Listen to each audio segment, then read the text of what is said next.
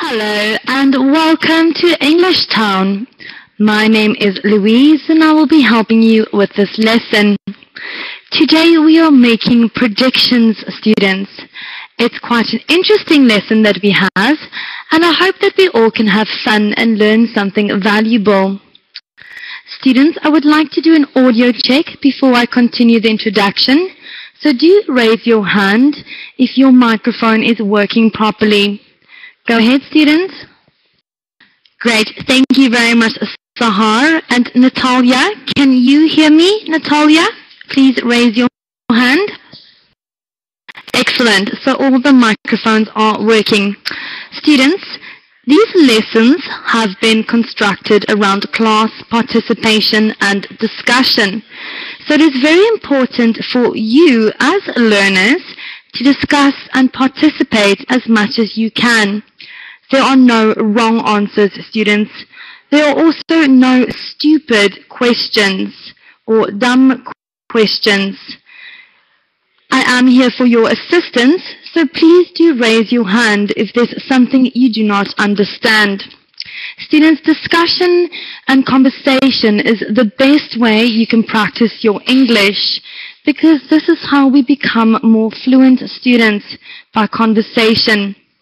So, do participate. Give me nice full sentences and not just one-word answers. Alright, let's have a look at the first slide. Now, Sahar, Salim, I would like for you to please introduce yourself to the class. Tell us where you are from, where do you work, a little bit about yourself, Sahar. Excellent, and it's very good to have you in class tonight, Sahar. Welcome. Natalia, go ahead, introduce yourself. Tell us where you are from and what you like to do, Natalia. Excellent, and a welcome to you from Russia, Natalia. And I also very much enjoy yoga, so thank you for sharing.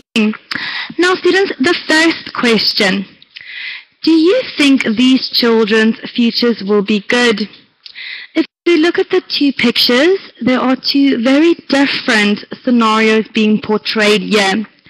The picture on the left, as you can see, portrays a different story than the picture on the right. So, Sahar, in your words and in your opinion, do you think these children's futures will be good? Go ahead and discuss, Sahar. Excellent. Thank you very much, Sahar, and a very good point of view. Well done. I would also like to welcome Layla and Batul to the lesson. Batul and Layla, we are talking about making predictions. Now, Natalia, I want to hear, in your opinion, what you think of these children's futures. Go ahead, Natalia.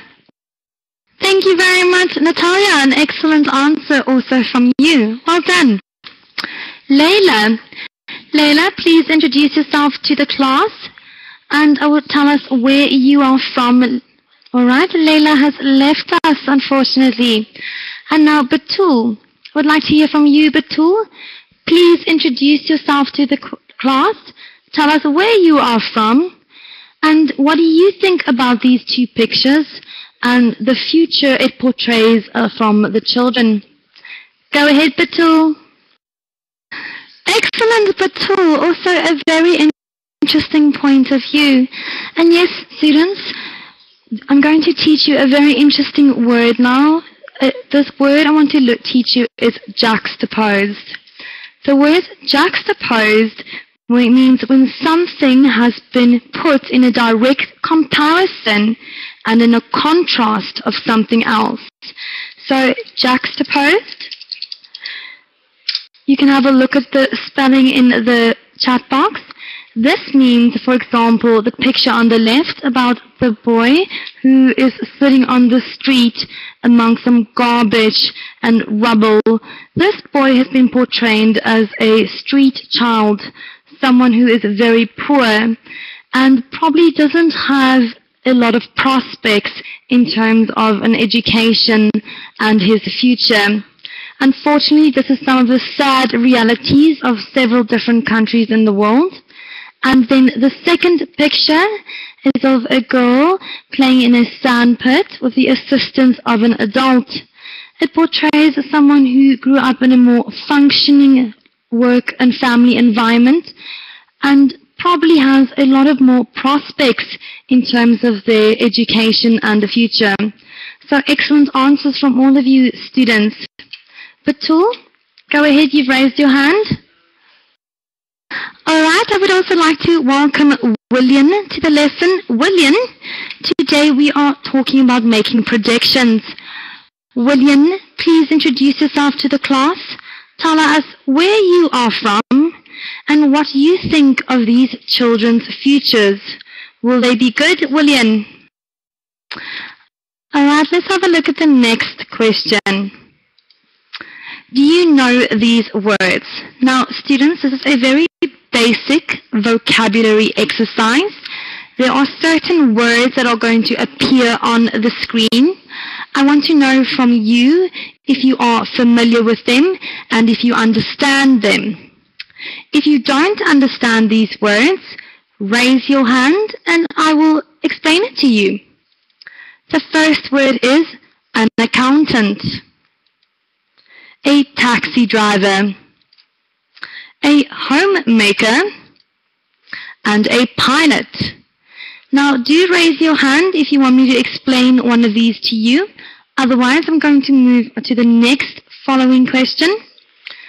What we are doing now is we are dividing these words underneath the pictures into groups. The first group is a skilled job, and the second group is an unskilled job. Now, I want for you to tell me which of these professions you think is a skilled job and which is an unskilled job. Go ahead, Sahar, you up first. Very good, Sahar, and excellent. And now, Natalia, what about the second word? What do you think, Natalia? And Natalia, you say a taxi driver is a skilled job. Great, thank you very much for your answer. Let's hear now from Batul. Batul, a homemaker. What would you classify this as? Excellent. And now William, a pilot. William, do you think this is a skilled job? Alright, students, William has left us. Sahar, please go ahead and tell us about the last picture. Great, now let's have a look at the slide. Skilled jobs are an accountant. Good answer. A taxi driver is an unskilled job. However, in my opinion, to become a taxi driver, I think you have to be a very skilled driver. You also need to be able to handle traffic jams and people who are in a hurry very well. So I do think you need to have some skills as well. So I don't agree with this completely. But for the sake of the exercise, it has been labeled as an unskilled job. A homemaker is also an unskilled job. And then a pilot is considered a skilled job. Good job, everyone. Well done. That was very good. Let's have a look at the next slide. There are jobs that are popular or unpopular in some countries. What jobs are desirable in your country, Natalia? The word desirable means the type of career that most people desire or want to have. The career that most people aspire to or work for. Is that understood, Natalia? Now, the word desirable can be used in several different contexts.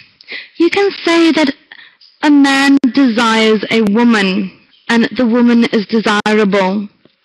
Or something that...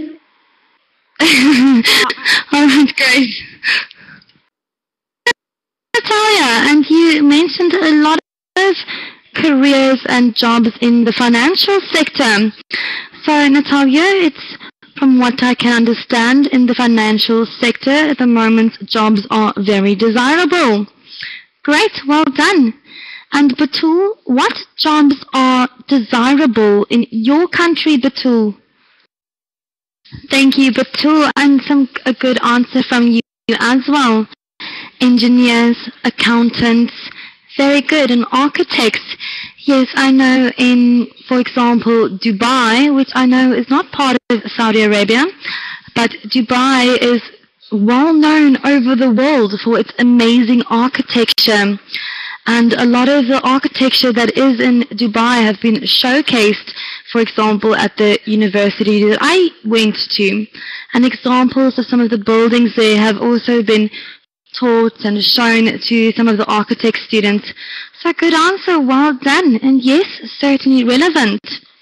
My country, the most desirable jobs, especially in the region that I am from, are engineers, doctors, nurses, teachers, and traders. Traders have become very desirable, and also it helps with the free flow of the private market, of course. So yes, traders also are encouraged amongst students and learners at high school. So good answers, everyone. Now, what jobs are undesirable? The jobs that no one wants to do.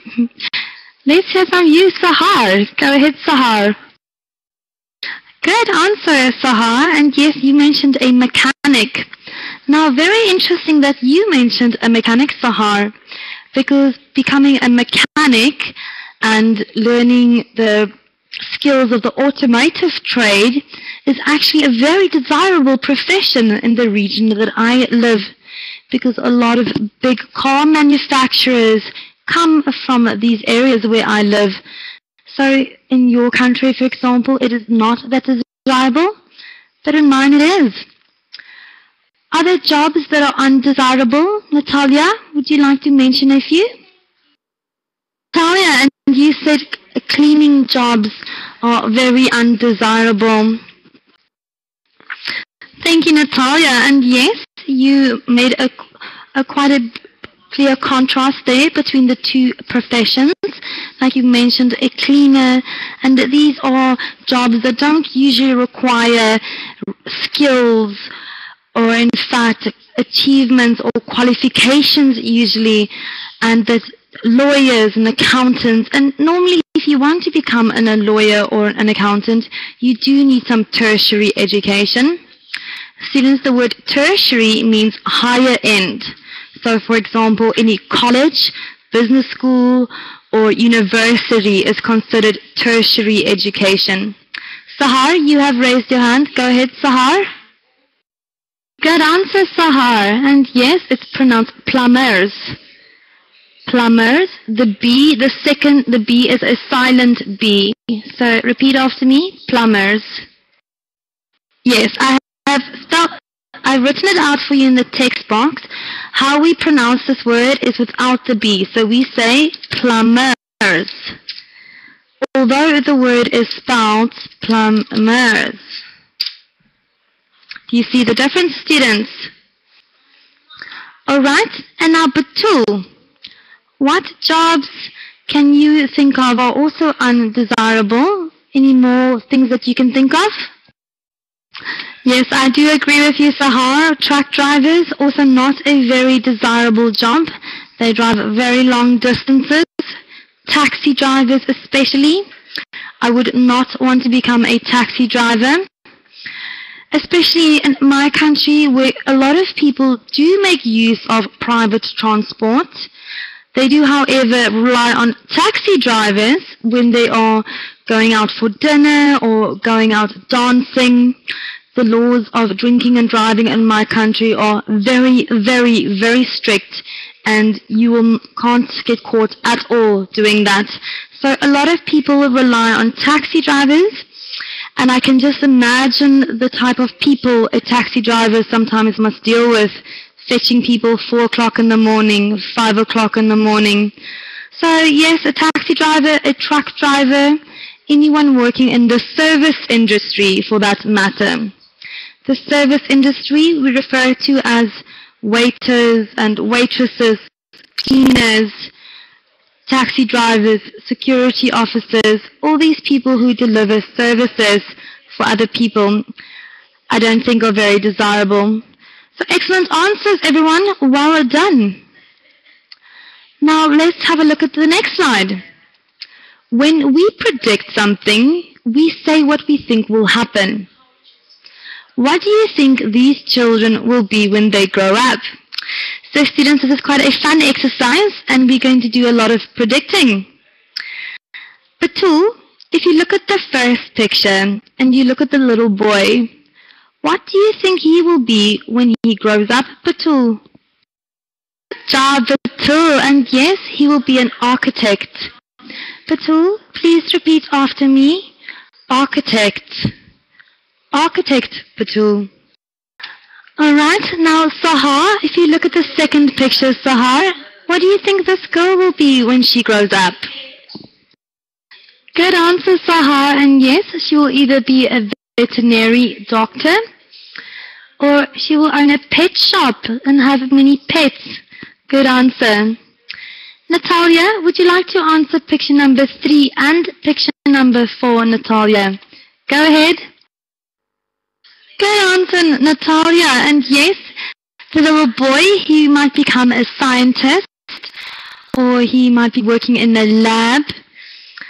And then the girl, a chef, a cook, or possibly a baker. Students, thank you very much. Good job. Excellent. Well done. Now the answer also says a homemaker, but I think a baker, a cook, a homemaker, any of these answers are suitable. So excellent. Now the next exercise, this is a fun exercise. It is a role play exercise and a great opportunity for you to practice your conversation skills. Students, I am not grading you based on the content of your answers. So don't worry, there is no right or wrong answer.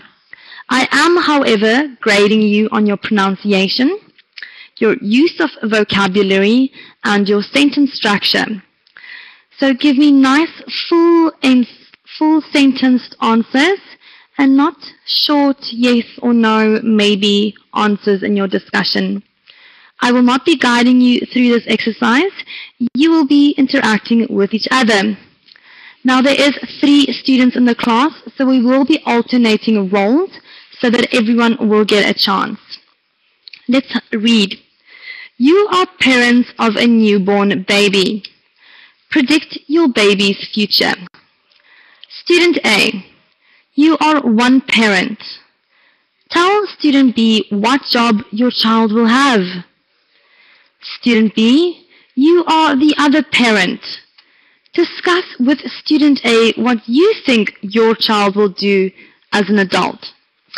Alright students, so when you do negotiate your answer, give reasons why you say so, explain your decisions and your views so that the other parent can understand and negotiate back. Alright, so student A, Sahar, you will be student A and you are one parent, and Batul, you are student B. So Sahar, tell Batul what your child will have, what job, and then Batul, you are the other parent and discuss it with Sahar. Good luck students, have fun, and if you do have questions, raise your hand. Batul, do you think that when they grow up, Batul, negotiate your answer with Sahar? Hello. Batul, I don't... Yes, Batul, we can hear you. Go ahead. Great. Thank you very much, Batul and Sahar. Excellent. Good job, students. Well done. And now I'm going to switch some roles around. And Natalia, you are going to be student A. And you will tell Sahar, Sahar, you are going to participate again. I hope you don't mind.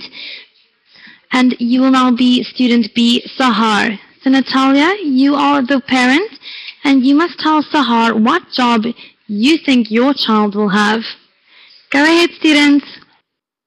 Excellent. Natalia and Sahar, also very good. Some good discussion there, students. And also well-constructed sentences. So well done. Students, there are just a few minutes left in the lesson. So I would like for us to do a little bit of reading before we end off.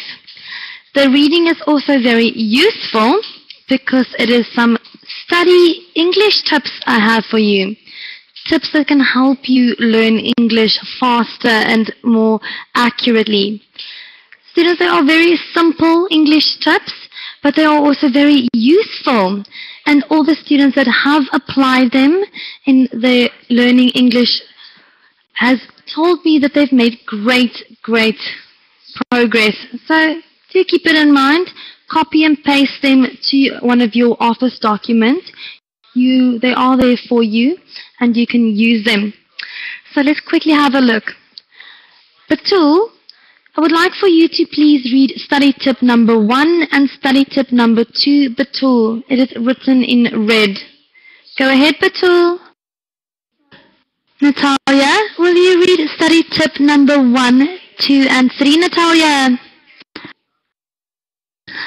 Excellent. Well done, Natalia. And that was very well read.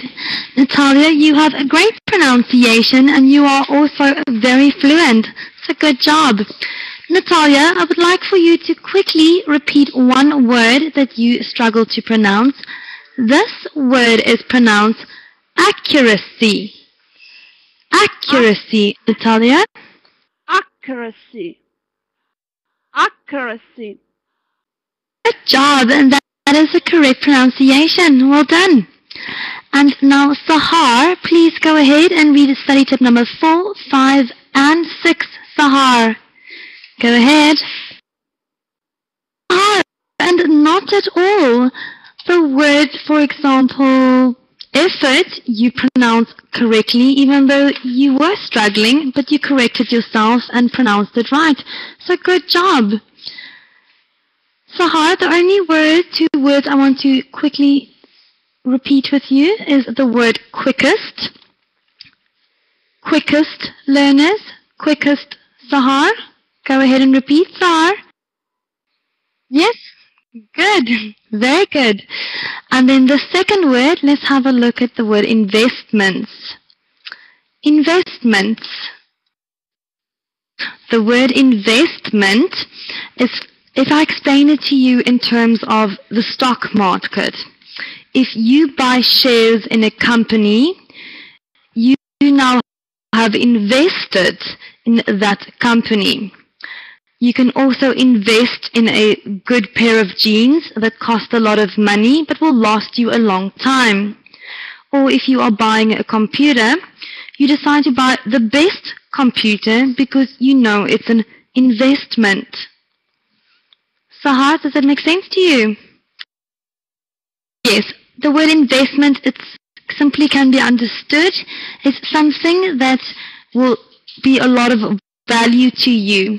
So if you pay for something, it will be a lot of value to you and you will get a lot of use out of it. So that is what we refer to as an investment, a good investment. Great. Now students, unfortunately there is not enough time for me to discuss all of these tips individually with you. I'm going to briefly scan over them, but I also want you to copy and paste them to your own office documents so you can have a look whenever you want. The first tip, use what you learn. If you do come across a new word or have learned a new word, try and use it the next time you speak English, or try and use it the next time you have a class. Tip number 2, work with others, whether it's classmates or a friend who is also learning English. The best way to learn English is by studying with a friend. You can help correct each other and also learn from each other's strengths. Tip number 3, learn English songs. Learning English songs will help with your accent and also help understand how some context works. Tip number 4, write down new words. Spell words out for yourself. Say it out loud. Write it down. This way you can engage with the word in several different methods and will help you remember a lot longer. Tip number 5, if you do come across new English words that you haven't heard before, write them down so that at a later stage you can refer to your dictionary and look up the meaning, definition, and also examples of this word. This is an excellent way to expand your vocabulary, students, and I still do this till today. I still go look up new words that I've heard today that I don't know the meaning of. So it is very effective and also a great technique to increase your vocabulary. Tip number 6, read a book. Probably the most important tip I can give you. The difference between students who read and who don't read is their general knowledge and, of course, their vocabulary. Students who read a lot are naturally much better at English. They naturally have a much wider vocabulary and are much more confident with the language. So do invest some money in a good English book that you can read slowly and enjoy it. Now, like everything else in life, we said practice, practice, practice. A lot of practice and revision. It takes time, students, dedication, and also a lot of enthusiasm. So be excited about your studies. Be enthusiastic. Be positive. Learning English can be a lot of fun if you have a good attitude towards it. Natalia and Sahar, thank you very much to both of you. You have been excellent participants and I've really enjoyed having you in my class. It has been a fun class, students. I have now released the slides to you, so you now have control over them and can review each of them. I'm sorry, did someone want to say something? Excellent, Natalia. And thank you so much for your kind words, Natalia, you and Sahar. It really does mean a lot to me and I do appreciate it. So thank you, students. Please do not forget to grade me as well at the end of the lesson. This is very important for my progress as a teacher. Also, do read your reports. I will be grading you as well. And on that note, congratulations. You all have passed this lesson with really good grades. So well done. Students, I hope you have a great evening and I hope you had a lovely Valentine's Day with a lot of love going around. I hope to see you all in more lessons. You are some of my favorite students, Natalia and Sahar. You make a great effort, so do keep that up. Alright, students, so it's going to be goodbye from me. Goodbye, Sahar, and have a good day.